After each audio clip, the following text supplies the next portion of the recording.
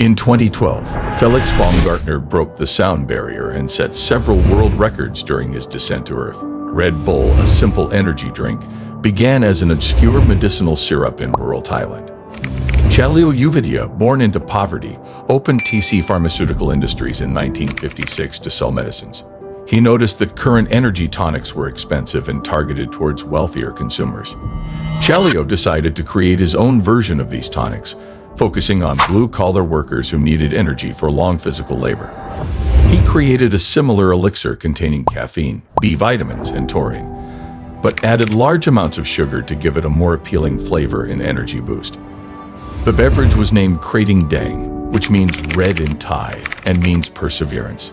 By the end of 2022, the global energy drink industry will be worth around $90 billion, with Red Bull selling more than 9.8 billion cans across 172 countries.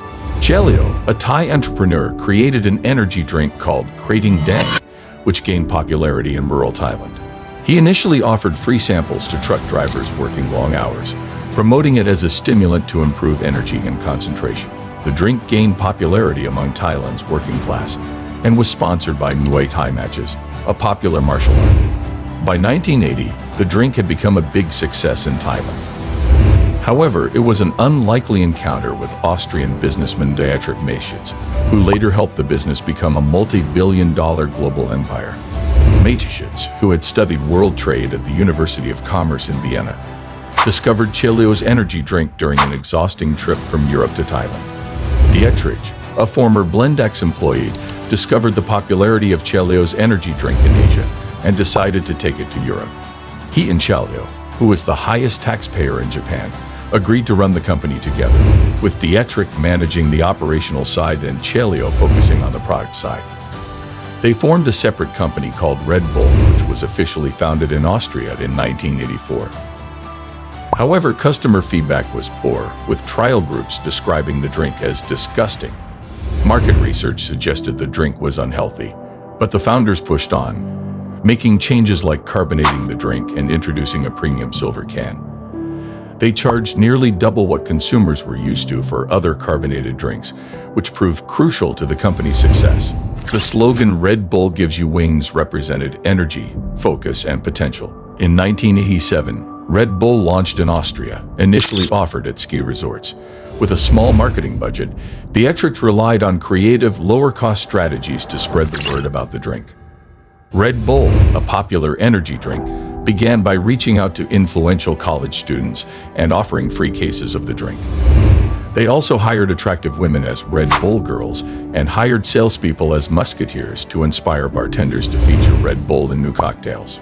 Red Bull's marketing strategies proved successful, selling over 1 million cans in the first year. Despite financial losses, Red Bull's brand growth continued, reaching 4 million cans by the third year. To maintain its popularity, Red Bull sponsored extreme sports events, promoting the drink as more than just an energy drink. Red Bull, associated with daredevils and high adrenaline activities, made its U.S. debut in 1997. Despite competition from rivals like Coca-Cola and a plain formula, sales remained high. Dietrich emphasized the brand's focus on creating an experience rather than a product, despite initially offering only one flavor. Red Bull, a beverage company, aimed to create a storytelling narrative by attaching itself to events and spectacles that entice customers to the brand. The company spends more than most companies on marketing, but instead of running ads or sponsoring events, it purchases sports teams, constructs in-house media companies, and hosts world-class events. Starting with Austrian Formula One legend Gerhard Berger in 1989.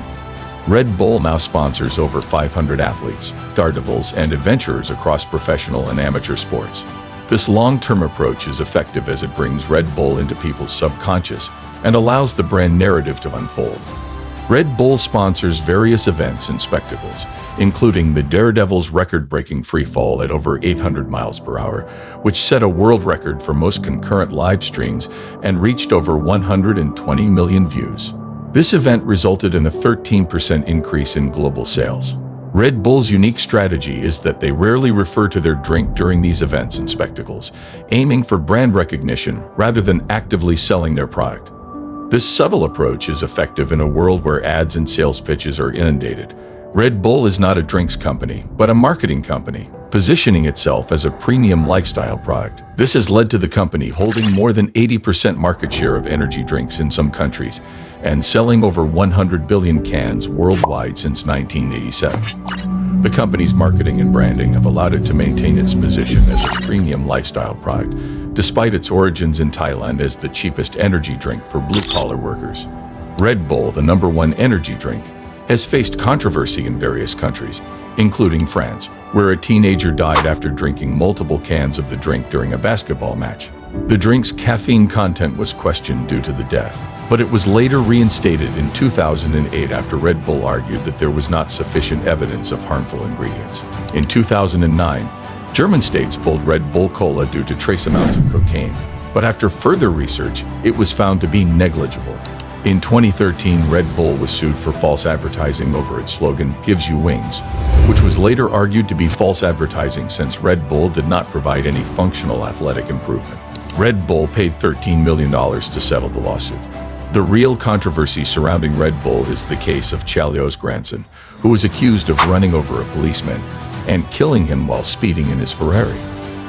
Despite overwhelming evidence, the case has not been investigated, and in Thailand, it is seen as an egregious example of how the ultra-wealthy and powerful can get away with anything.